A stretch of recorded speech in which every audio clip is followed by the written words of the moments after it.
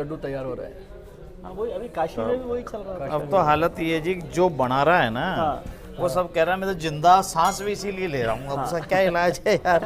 किस किस का खंडन करो और किसका समर्थन करो? जब हर आदमी ने तय कर लिया कि मैं इस नाम से ही करूँगा काम। सॉरी सर, वो अभी एक मित्र का फ़ोन आया था, छठा ये फेज़ का इलेक्शन हो गया था, 6 फेज़ का। यूएस में है वो, आईटी में कुछ बड़ा काम कर रहे हैं। तो बोले विजय जी मैं बहुत काम कर रहा हूँ और मैं देश के लिए कुछ करना चाहता हूँ। मैंने कहा आप देश के लिए करना चाहते हो, मोदी जी के लिए करना चाहते हो? पहले तो ये बताओ। इस पर देना फ़ोन को मेरा सर, शायद वहीं भूल गया क्या? देखना दूसरा फ़ोन। नमस्कार, फर्स्ट इंडिया में आपका हार्दिक स्वागत है जी। आवाज़ आ रही है सर? 1 2 3 4 5 6 7 8 9 10। विजय त्रिवेदी, नमस्कार नमस्कार नमस्कार। तो उन्होंने कहा कि मैं कुछ करना चाहता हूँ और आप मेरे को मोदी जी से मिलवा दें तो मैं कुछ मदद कर दूंगा। मैंने सर मैं तो इतना छोटा आदमी हूँ, मोदी जी से मुलाकात नहीं करवा सकता, लेकिन मोदी जी से अभी कोई भी मुलाकात।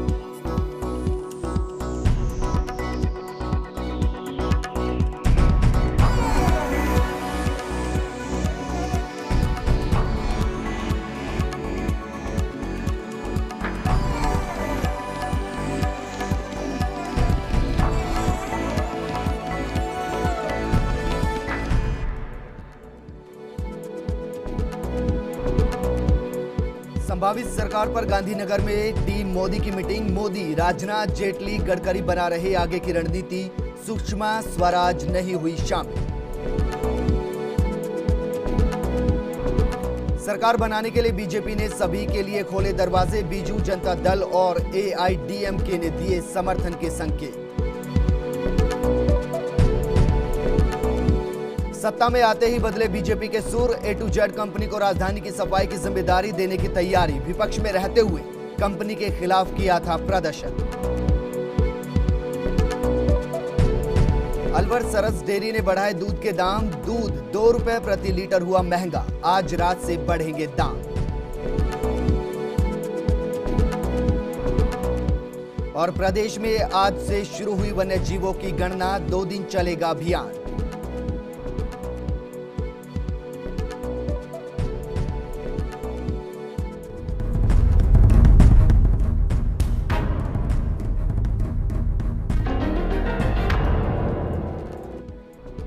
नमस्कार, बिग फाइट लाइव में आपका स्वागत है। मैं हूं विजय त्रिवेदी। चुनाव नतीजों के आने से पहले ही सरकार बनाने की तैयारियां शुरू हो गई हैं। एग्जिट पोल को अगर सही माने तो एनडीए सरकार बनाने में कामयाब हो सकता है। एनडीए को बहुमत मिलने के आसार बताए गए हैं। कुछ लोग मानते हैं कि हो सकता है कि बीजेपी या एनडीए को स्पष्ट बहुमत नहीं मिले, तो ऐसे हालात में कुछ और सहयोगी दलों की जरूरत पड़ेगी जो 272 के आंकड़े तक पहुंचा जा सके। पिछली बार अटल बिहारी वाजपेयी की अगुवाई में जब एनडीए सरकार बनी थी तो उसमें 2 दर्जन से ज़्यादा छोटे बड़े दल शामिल थे। उनमें से कुछ ऐसे दल भी थे जो कुछ वक्त पहले तक बीजेपी को सांप्रदायिक पार्टी या अछूत पार्टी मानते थे। यूपीए में भी 1.5 दर्जन से ज़्यादा राजनीतिक दल शामिल हैं। उसी अनुभव के बाद बीजेपी ने इस बार नतीजे आने से पहले नए दोस्तों की तलाश शुरू कर दी और इन दिनों राजधानी में दोस्ती का मौसम आया हुआ है।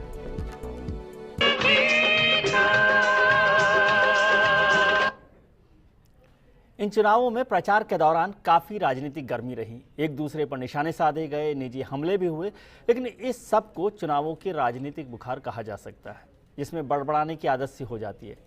एक शेर सुना था, दुश्मनी जमकर करो लेकिन इतनी गुंजाइश रहे कि फिर मिलें तो शर्मिंदा ना हो। तो क्या हमारे राजनेता दोस्ती का हाथ बढ़ाने से पहले शर्मिंदा होंगे अपने चुनाव प्रचार पर? क्या वे माफ़ी मांगेंगे? क्या उनके लिए विचारधारा बड़ी है? या मुल्क यानी सरकार में शामिल होने के लिए क्या वे विचारधारा छोड़ देंगे?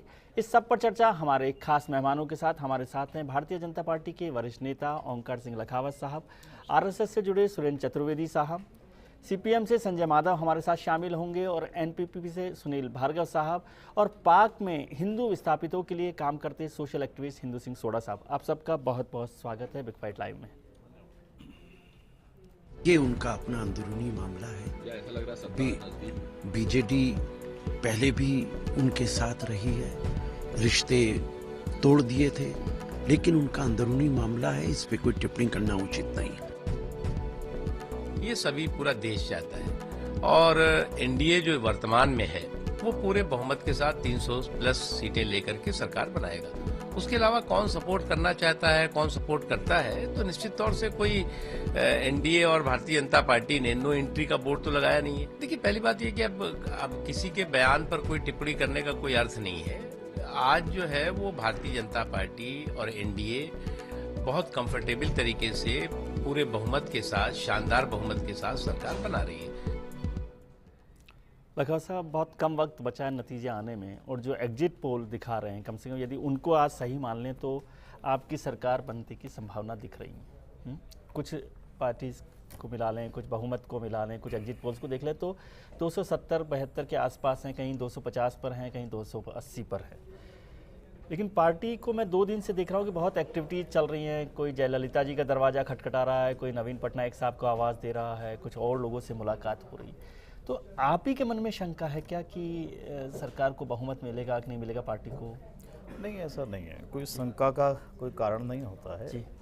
सरकार कोई भी बने, किसी राजनीतिक दल की सरकार बने, जी। निश्चित रूप से सरकार में प्रतिनिधित्व होना चाहिए सब क्षेत्रों का, सब वर्गों का, सब भाषा भाषियों का, सब पूजा पद्धति में विश्वास रखने वाले लोगों का। हिंदुस्तान तभी चल सकता है जब सब प्रकार के लोगों का उसमें सामूहिक रूप से योगदान हो। ये कोई एक राजनीतिक दल का विषय नहीं है, ये सारे देश का विषय है। चुनाव लड़ने तक तो राजनीतिक दल लड़ता है, पर जब सरकार बनती है तो ये 120 करोड़ लोगों की सरकार होती है, और उस 120 करोड़ लोगों की आशा, आकांक्षा, उनकी आवश्यकता, उनका सोच, उस सब की यदि अभिव्यक्ति के लिए कोई अगर पैमाना है तो वो पैमाना है देश के सब क्षेत्रों के लोगों का साथ आना। और इसलिए जो भारतीय जनता पार्टी के कार्यक्रम में, एनडीए के कार्यक्रम में जिनका विश्वास है वो आए, उनका हार्दिक स्वागत है। सरकार और देश में तो फर्क है ना? हाँ, बहुत बड़ा फर्क है। हाँ, आप सरकार को देश क्यों समझते हैं? मैं कहाँ कह रहा हूँ, सरकार देश के लिए होती है ना। जी, देश के लिए होती जिन है, लोगों देश के के खिलाफ कल्याण के अभी लिए आप होती है। विचारधारा की बात कर रहे थे चुनाव प्रचार के दौरान, जिन लोगों से बहुत गर्मा गर्मी भी हुई एक दूसरे के, उन सबको तो छोड़ दें। फंडामेंटल रूप से जी, अनेक राजनीतिक दल हैं जिनके साथ एनडीए में काम करने का अवसर मिला भी है, और वो एनडीए में रहे हैं। अब जयललिता जी हैं, वो एनडीए की घटक रही है। नवीन पटनायक नवीन पटनायक जी हैं, वो उसके पार्ट एंड पार्षल रहे हैं। ममता जी हैं, वो उसकी भाग रही हैं। मेरा ये कहना है कि मेरा ये कहना है विजय जी, दिक्कत क्या है, चुनाव के परिणाम और चुनाव में अपने अपने वोटर और अपने अपने क्षेत्र के लोगों को प्रभावित करने के लिए अनेक प्रकार के जुमले जो बन गए ना आजकल राजनीति में, और वही फिर आप लोगों को प्रस्तुत करने का मौका मिलता है। यदि थोड़ा जबान को ठीक से रख लेते तो आज ये नौबत नहीं आती। और इसलिए राजनीति में जिन्होंने ऐसी बात बोली है उनको सुनने का और आपका सुनाने का अधिकार है, मैं उसका स्वागत करता हूँ। सुनील जी, आप एक ज़माने तक पार्टी जो है, किरोड़ी लाल जी, आप सब लोग भारतीय जनता पार्टी के साथ रहे, फिर इलेक्शन भारतीय जनता पार्टी के खिलाफ रहा, लेकिन ऐसी संभावनाएं लगती हैं कि यदि आपको कोई सीट मिलती है, संगमा साहब सबसे पहले जो हैं राष्ट्रीय स्तर पर नरेंद्र मोदी जी से मिलने चले गए, उनको बधाई देने चले गए, तो चुनाव आपने भारतीय जनता पार्टी के खिलाफ लड़ा। मैं दौसा भी गया था, दौसा जैसी सीट पर जहाँ पर किरोड़ी लाल जी लड़ रहे, तो बड़ी गर्मा गर्मी थी। अब क्या संभावना है कि आप सब वो भूल गए, ठंडा पानी पी लिया है आपने?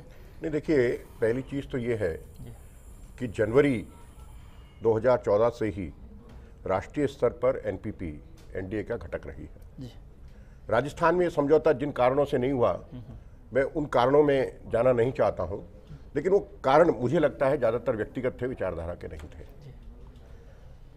जहां तक अब जो सारी बातें चल रही हैं और उसमें आप जो एक विषय ढूंढ रहे हैं कि विचारधारा पर कौन दल टिका है जी, तो मैं समझता हूं कि ये जो पूरा चुनाव प्रचार हमने देखा,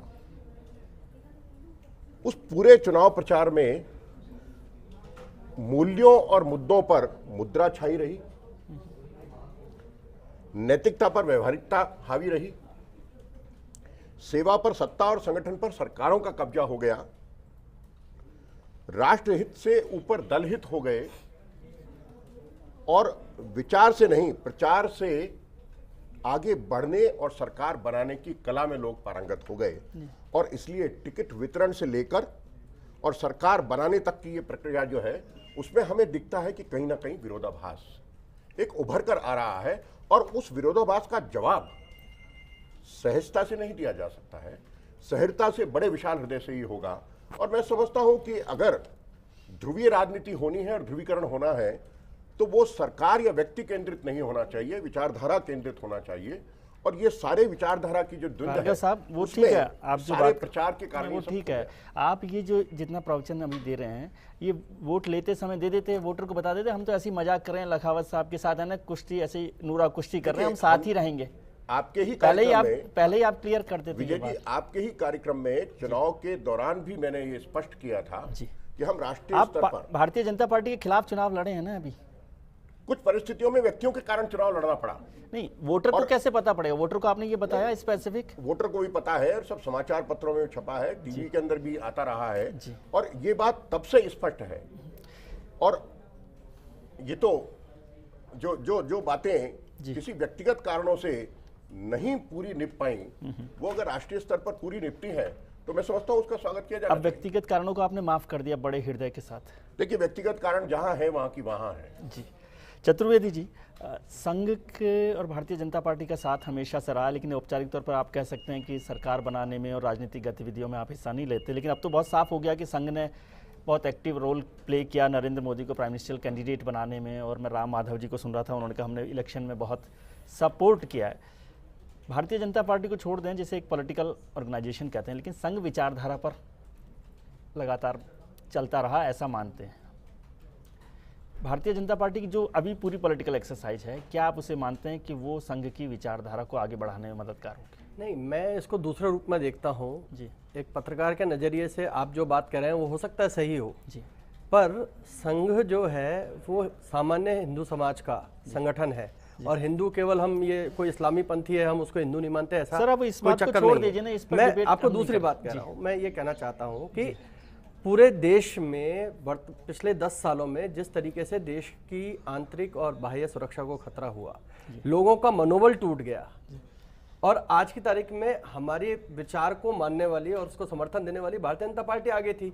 तो संघ का सामान्य स्वयंसेवक इसी काम के लिए घर घर गया कि बदलाव के लिए वोट करो। उन्होंने, हमने जितने भी पत्रक बांटे उसमें कभी ये नहीं कहा कि आप बीजेपी को वोट दें या ये करें, हमने बदलाव के लिए, और ये एक स्थिर सरकार, ऐसा सरकार जो देश में आत्मबल दे सकता हो। सर मैं उसके उससे आगे चुनने के की लिए बात कहा। कर रहा हूँ, आपने भारतीय जनता पार्टी को सपोर्ट किया, उसमें कोई बात ही नहीं है और आप उसे चोरी छुपे कहें, सब लोग जानते हैं कि आप भारतीय जनता पार्टी को सपोर्ट करते हैं। मैं कह रहा हूँ भारतीय जनता पार्टी जहाँ से आगे चल रही है इसके बाद से, वो आपको हजम हो रहा है, वो आपके बदलाव के, वो आपकी विचारधारा के लिए उस रास्ते पर, उसी ट्रैक पर चल रहा है? वैसे तो मुझे लगता नहीं कि कभी इस चीज़ की आवश्यकता पड़ेगी कि बाहर से लोगों को समर्थन लेना पड़े, जिस तरीके का पूरा माहौल पूरे देश में बना है। लेकिन फिर भी यदि 1% कोई ज़रूरत पड़ती है तो देश का विशाल जनमत क्या कहता है? देश का विशाल जनमत ये कहता है कि बदलाव होना चाहिए और सबसे बड़े दल के रूप में भारतीय जनता पार्टी आ रही है। उसमें हमारे कुछ स्वयंसेवक भी हैं जिनके ऊपर हमको भरोसा है, तो हम उनके निर्णय के साथ जाएंगे। ये देश की जो जुबान और अंतरात्मा आप जब लोग समझते हैं ना, ये मैं इससे बहुत हतप्रभ रहता हूँ। मतलब इतना मेरे को ज्ञान कभी हुआ ही नहीं कि ये देश की आत्मा की आवाज़ को आप लोग कैसे समझ लेते हैं। ये जो ECG का जो सिस्टम है ना आपका, वो कमाल का है। नहीं, ऐसा नहीं है। आप जब सामान्य जन के बीच में जाओगे ना, रोज लोगों से बात करोगे तो पल्स सामने आती है, वो पत्रकार भी समझते हैं। जी, चलिए एक बार मैं माधव साहब के पास आऊँगा, लेकिन नागौर से हमारे साथ नारायण सारस्वत साहब जुड़ रहे हैं। सारस्वत साहब, आपका क्या कहना है?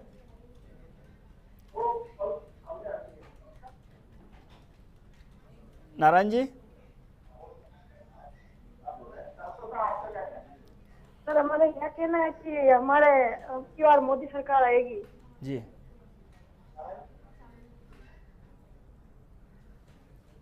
चलिए, शायद उनका फ़ोन कट गया है। माधव साहब, आप भी देश की जो हृदय की जो आवाज़ है, अंतरात्मा की आवाज़ है, वो समझ रहे हैं और बदलाव के लिए आप लखावत साहब के साथ चलेंगे। देश बड़ा है पार्टी से। देश निश्चित रूप से पार्टी से बड़ा है जी, लेकिन जो आप बात कर रहे हैं, आज का जो विषय है कि पार्टियां विचारधारा से चलनी चाहिए जी। चलती। आजकल तो इस चुनाव में जो परिदृश्य उभर कर आया, जैसे साथी सुनील जी भी कह रहे थे कि वो, लेकिन वो कहीं चुनाव में जो चर्चा हो रही है, कहीं वो नज़र नहीं आया कि विचारधारा कहीं है। अभी सर कह रहे हैं भाई साहब के संघ की जो है, हम तो अलग रहते हैं, हमने ये नहीं कहा हृदय की आवाज़, आत्मा की। ये दरअसल जुमलेबाजी पॉलिटिक्स में ज़्यादा होने लगी है। हम जो है झूठ बोलना जो है ना, सच को छुपाकर झूठ बोलना अंतरात्मा आवाज़ के नाम पर, ये फैशन हो गया और इस पर कोई शर्म भी नहीं आती हम लोगों को, पॉलिटिकल लीडर्स को। और हकीकत में यह है कि इस चुनाव में मुद्दे एकदम गायब रहे, व्यक्तियों पर और व्यक्तियों के आधार पर राजनीति की गई। बेसिकली जहाँ तक बात मुद्दों की बात है, तो पिछले 10 साल में कांग्रेस ने जिन नीतियों को लागू किया, आर्थिक नीतियों को और दूसरी नीतियों को, उससे पहले वाजपेयी सरकार बीजेपी की थी, उन्हीं नीतियों को वो लेकर के आगे बढ़ रही थी आर्थिक मुद्दों पर। उससे पहले नरसिम्हा राव थी। हकीकत में 1991 के बाद में जिन आर्थिक नीतियों को लेकर देश में, चाहे सरकार एनडीए की आई चाहे यूपीए की आई, इन्होंने उन्हीं नीतियों को आगे बढ़ाया और उन नीतियों के कारण देश में आज आम जनता की बर्बादी हो। लगभग 3.5-4 लाख किसान आत्महत्या कर चुके हैं, मजदूर बर्बाद हो रहे हैं, आम आदमी बर्बाद हो रहा है। लेकिन इस सारे चुनाव में कहीं भी वो मुद्दे उभर करके नहीं आए, आने नहीं देंगे जानबूझकर। रॉबर्ट वड्रा ने कितनी जमीन खरीदी, नरेंद्र मोदी ने अडानी का विमान में क्या याद, इन बातों के आसपास पूरे चुनाव को केंद्रित करने का सुनियोजित प्रयास। लेकिन आपका कोई इतना परहेज भी नहीं है ना। 1989 में तो आप साथ ही बैठे थे लखावत जी के, नहीं हम और कांग्रेस के साथ तो बहुत लंबे समय तक अभी तक बैठे ही रहे थे, 2004 तक। नहीं, ये आप जो कह रहे हैं बात ऐसा नहीं है। आप इसको जो है बिल्कुल मैं चाहूंगा कि आप इसको करेक्ट कर लें सूचना को। यदि आप ऐसा सोच रहे हैं तो गलत है।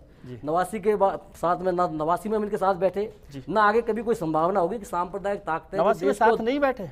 नहीं, 89 के अंदर साथ में कहाँ बैठे, साथी थे दोनों लोग। वीपी सिंह सरकार को चला, हम भी सपोर्ट कर रहे थे। ठीक है, कांग्रेस उस समय, अब वो गाड़ी को धक्का दें या उसमें बैठे एक ही बात है। उसी गाड़ी को धक्का दोनों लोग साथ ही दे रहे। उसमें अंतर है। कई बार जब दूसरे मुद्दे हावी होते हैं, उसमें जरूरी था कांग्रेस को जिस प्रकार की। आपने उस अंतरात्मा की आवाज को दूसरा मुद्दा नाम दिया।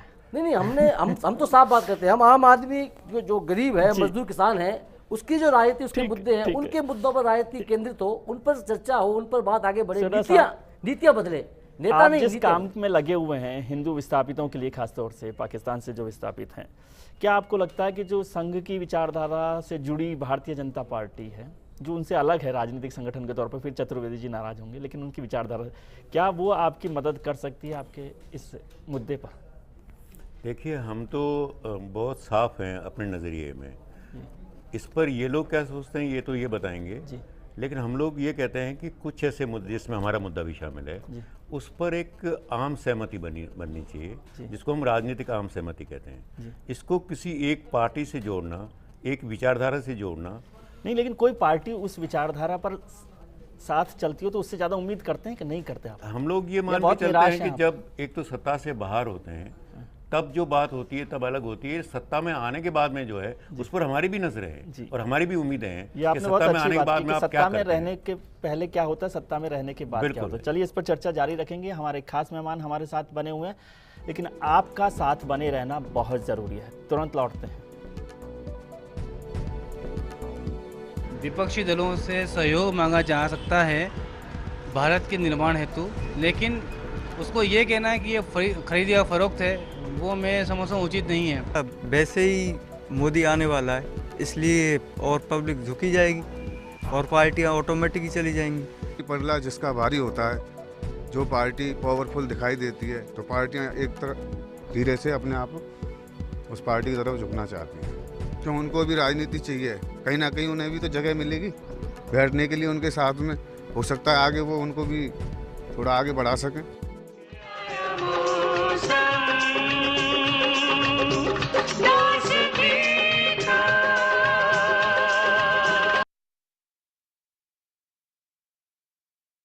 हम तो चाहते हैं कि देश हित में जो कार्यक्रम हम बना रहे हैं उसको देखते हुए जो भी दल देश हित में जो भी एनडीए का समर्थन करेंगे, हर एक उस दल का स्वागत है। देखिए, एग्जिट पोल, ओपिनियन पोल कई बार हो चुके हैं इस देश में और गलत भी साबित हुए हैं। इसके बारे में मैं इतना ही कहूंगा कि 16 तारीख तक सबने इंतजार करना चाहिए। लेकिन इतना भी स्पष्ट है कि बीजेपी सबसे बड़ी पार्टी बनकर उभर कर आएगी, उसमें कोई शक नहीं है। एग्जिट पोल में भी आ रहा है और भी सब माध्यम से जो जानकारी मिल रही है, लेकिन किसकी सरकार बनेगी आज ये स्थिति स्पष्ट नहीं है। लखावत साहब, जैसे सब लोग चर्चा कर रहे हैं, प्रकाश जावड़ेकर जी ने भी एक नया शब्द दिया, देश हित में जो भी लोग जुड़ेंगे। जैसे अंतरात्मा की आवाज़ बताई रहे थे, चतुर्वेदी जी भी बात कर रहे थे, माधव साहब भी बात कर रहे थे। ये देश हित में किन किन लोगों को आप शामिल करेंगे? और जो महत्वपूर्ण सवाल था पहले उस पर बात कर लें, जो सुरा साहब कह रहे थे कि सत्ता में आने से पहले जो बिहेवियर रहता है पॉलिटिकल पार्टीज का और सत्ता में आने के बाद, उसमें एक बड़ा फर्क होता है।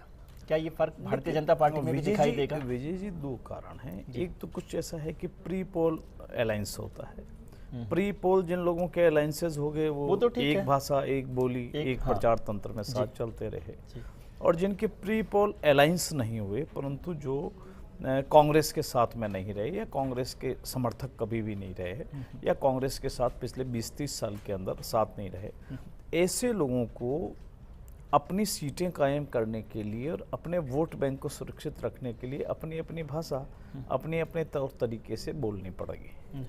अब उसको वो वोट को लेने के लिए, अपनी सीटें जीतने के लिए उन्होंने जिस तरीके के शब्दों का उपयोग किया होगा या जिस भाषा का उपयोग किया होगा, पर मैं निश्चित रूप से ये बात आपको कह सकता हूँ कि मूलभूत रूप से मोदी जी ने एक बात कही थी कि भाई भारत का प्रधानमंत्री बनना एक विषय है, पर शासन केवल दिल्ली से नहीं चलाया जा सकता, वह देश के प्रत्येक राज्य के मुख्यमंत्री को, प्रत्येक राज्य के जो नौकरशाह, जो ब्यूरोक्रेसी है, उनके प्रमुखों को उनका एक माध्यम बनेगा। वो तो सेंट्रल गवर्नमेंट सिस्टम में है, देखिए सिस्टम में है, उसके बावजूद भी ये माध्यम बनता नहीं है, उनको विश्वास में नहीं लिया जाता है। यहाँ से भेजे हुए बिल और चले रहते हैं और वहाँ से आने वाला पैसा यहाँ तक पहुँचता नहीं है, वो रुक जाता है कहीं न कहीं किसी न किसी तरीके से।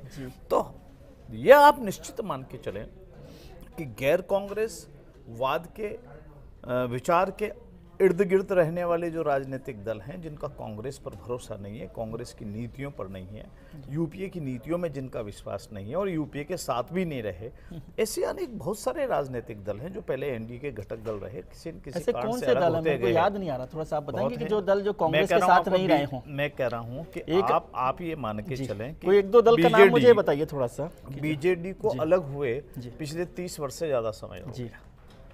ममता बनर्जी कांग्रेस से निकलने के बाद वो एनडीए में रही, मैं आपसे कह रहा हूं एनडीए में रही, नंबर 1।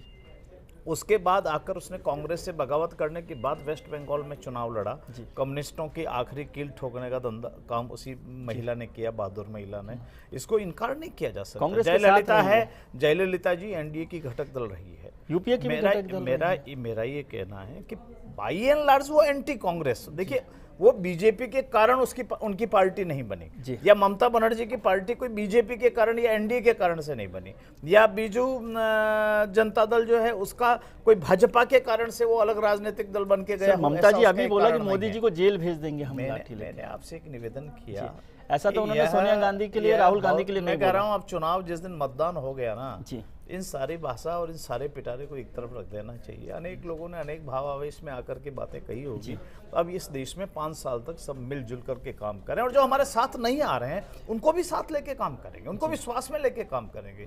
देश कोई हमारी अकेलों की विभूति नहीं है, और देश पे शासन करना केवल मात्र हमारा कोई मतलब मेरी समझ कम है, विशेषाधिकार मान लें केवल हम ही काम करेंगे। और एक बात मुझे लग रही है अभी तक कि अभी आपको डर है कि आपको अभी मेजोरिटी मिल रही है कि नहीं मिल रही, इसलिए आप अपना कोई डर नहीं है। मैंने आपसे कहा ना, कोई डर नहीं है, हम पहले भी इस भाषा को बोलते रहे हैं। हमने कभी ये नहीं कहा कि अकेला एक राजनीतिक दल इस देश के 120 करोड़ लोगों पे शासन कर सकता है। समाज के सब वर्गों को साथ लेकर चलना ही होगा, और देश अब तक अगर नहीं चल पाया और देश की अभी तक हालात असंतुलित विकास होकर के जो नक्सलवाद खड़ा हो गया, या भाषा को लेकर के कहीं विवाद खड़े हुए, या और किसी प्रकार के अलगाववाद के आए, चाहे बोडोलैंड हो चाहे और प्रकार के खड़े हुए हों, ये सब असंतुलित विकास में से खड़े हुए। चतुर्वेदी जी, मेरा ये कहना है कि भारतीय जनता पार्टी का स्पष्ट मत है कि जो भारत के संविधान में आस्था रखते हैं, एक बात, जो कांग्रेस की विचारधारा में जिनकी आस्था नहीं है, वे गैर कांग्रेसवाद के आधार पर, क्योंकि कांग्रेस ने 60-65 साल देश का हिस्सा है, मैंने देश के लोगों ने मान लो 30% लोगों ने वोट दिया, वो एक सकारात्मक विपक्ष के नाते उनका सहयोग भी लेंगे।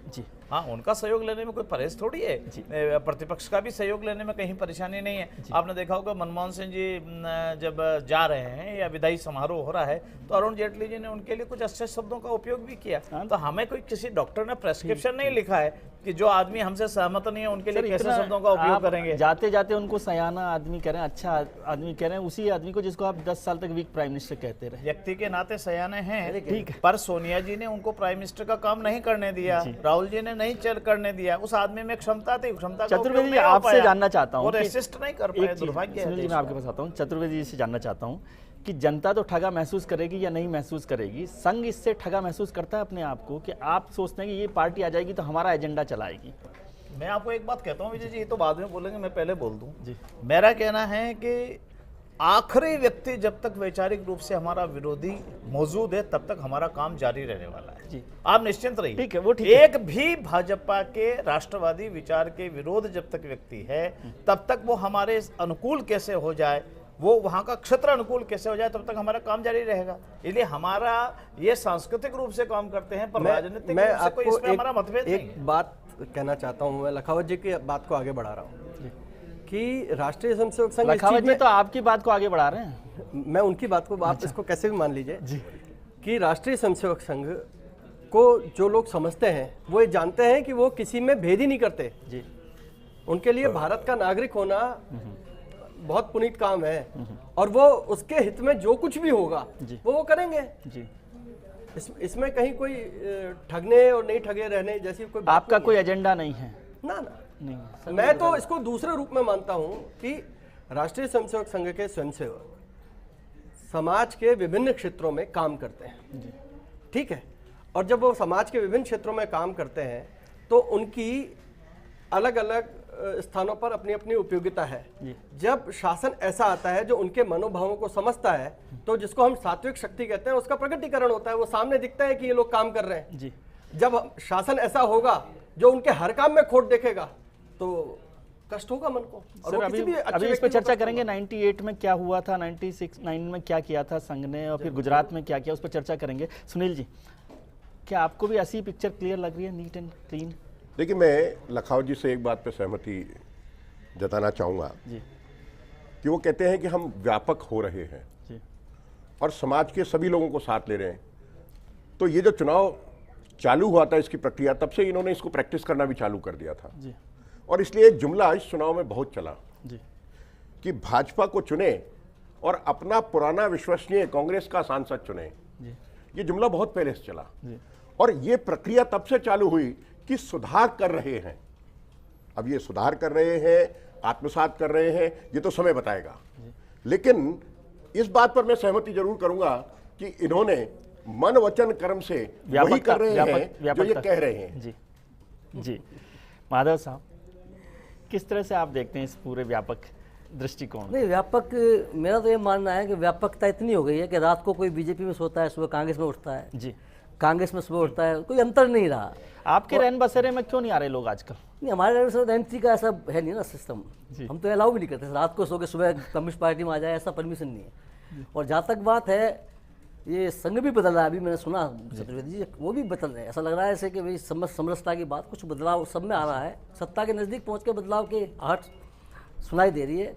और ये व्यापकता मेरे ख्याल से लेकिन अच्छी व्यापकता नहीं है, नुकसानदायक अच्छी बात है ना, वक्त के साथ बदलना अच्छी बात है। लेफ्ट पार्टीज नहीं बदल रही, नहीं, वक्त के साथ बदलना अच्छी बात है, लेकिन किस स्थिति में पहुंच रही हैं? अवसरवाद अच्छी बात नहीं है, वक्त के साथ बदलना और अवसरवाद में प्रबल जनमत आ रहा है, लोग लाखों की संख्या में आ रहे हैं, देश का आम आदमी चाहता है कि बदलाव हो, उसको अवसरवाद नहीं क्या सोच है? अगर रात कल जसवंत सिंह जी बीजेपी में थे, आज निर्दलीय हैं, कल किरोड़ी लाल जी आज फिर आ जाएंगे ना, वो कल फिर आ जाएंगे, आप चिंता मत करिए। वो फिर आ जाएंगे। अभी ये अगर व्यापकता है, यही सिद्धांतवाद है, तो फिर ऐसी सिद्धांतवाद होना आता है। आप करो तो रणनीति, हम दूसरे करें तो ऐसा मेरे ख्याल से हमने तो कम्युनिस्टों ने ऐसा कभी किया नहीं है। आप रणनीति की बात अगर करते हैं तो क्या कारण है कि भाजपा के जितने वरिष्ठ पुराने थे, जो दुष्यंत से ज्यादा सीनियर हो सकते थे, चाहे वो जसवंत सिंह चर्चा करेंगे सुनील जी, ये जो लोग थे ये बाहर बैठे और सोनाराम जैसे लोग आ गए, ये भी सोचने का विषय। सोनाराम जी भाजपा ही हो गए, अभी ये कह रहे हैं व्यापकता, ये व्यापकता नहीं है,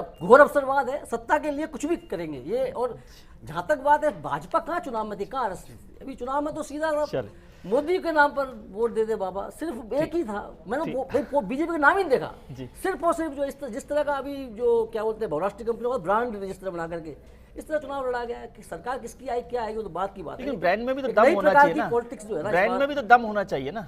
उनको लगा कि ब्रांड में दम है तो प्रदेश में मुलायम सिंह यादव मेरे को प्रधानमंत्री बनना है इस नाम पर चुनाव लड़ते हैं, नीतीश कुमार खुद को प्रधानमंत्री बनना है इसलिए चुनाव लड़ती हैं, ममता बनर्जी जैसा इस चुनाव कहती है कि मेरे को बनना है, मायावती कहती है मेरे को बनना है। किस बात की बात कर रहे हैं? ऐसा किसी ने नहीं कहा। दर्शक हमारे साथ जुड़ रहे हैं, एलसी जैन साहब आपका क्या कहना है? जी जैन साहब का भी फोन डिस्कनेक्ट हो गया। सोटा साहब, हम जो चिंता कर रहे थे, आपके सवाल का जवाब अभी लखावत साहब ने नहीं दिया, लेकिन आपको लग रहा है कि ये जो व्यापक हृदय वाली पार्टी है वो आपको उसमें शामिल कर पाएगी आपके मुद्दे को? नहीं, करना चाहिए और इन्होंने वादा किया है बाकायदा अपने घोषणा पत्र में भी। और सर आप भी बहुत भोले लगते हैं मुझे। लेकिन मैं वही बात कर रहा हूँ, मुझे आप आगे कहने दीजिए आप कि ये वही पार्टी है जो जम्मू के पंडितों को भी वापस लाने का वादा कर रही है। ये चुनाव उम्मीदों का चुनाव है, इनकी उम्मीद मत तोड़िए। आप कम से कम मैं चाहता हूँ कि इस माध्यम से ये एक बार और वापस इस बात को इस पर सवाल पर फिर जवाब जी, क्योंकि 2 दिन बाद में अगर इनकी जी आपने जो विषय मनीष सोडा जी से जुड़ा हुआ विषय रखा, मैं आपको एक बात कहना चाहता हूँ जी।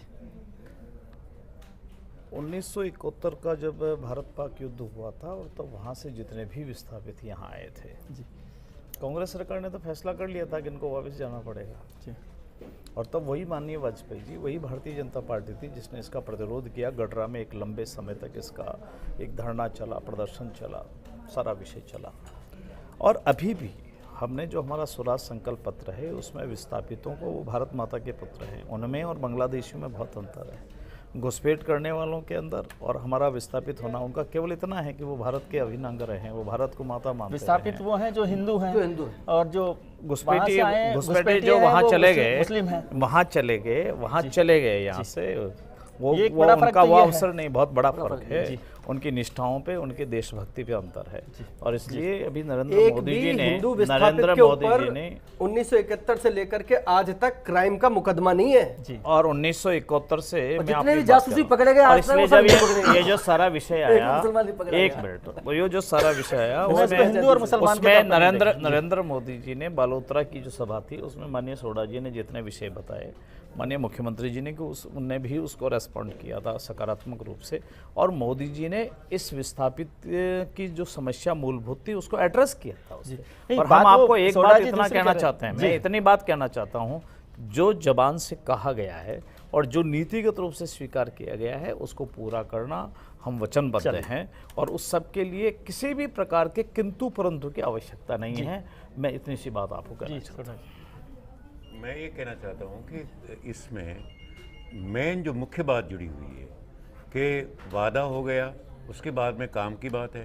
तो काम की बात है, ऐसा नहीं है कि भारतीय जनता पार्टी या एनडीए पहली बार सत्ता में आ रही है। हाँ, हम लोग ये कह रहे हैं कि लॉन्ग टर्म पॉलिसी एक इस पर होनी ऐसा मैकेनिज्म, ऐसा एक लीगल फ्रेमवर्क, उसकी अभी तक कमी है। आप ताज्जुब करेंगे कि ऐसा अभी तक कोई भी लॉ, कोई पॉलिसी नहीं बनी है कि ये विस्थापित समस्या है उसको कैसे आप डील करेंगे। और आज राजस्थान अकेले के अंदर 5 लाख लोग जो हैं वो सिर्फ 1965 के बाद में आ चुके हैं जिनकी जनसंख्या। चलिए इस पर चर्चा लेकर कोई पॉलिसी नहीं, इस पर चर्चा जारी रखेंगे। और लखावत साहब ने बहुत अच्छी बात कही कि जो वचन कर्म से जो बात उन्होंने कही है उसको पूरा करेगी ये सरकार। तो कितने वचन निभाए गए हैं अब तक, उस पर भी चर्चा जारी रखेंगे। आप हमारे साथ बने रहिए। तुरंत लौटते हैं, हमारे खास मेहमान हमारे साथ।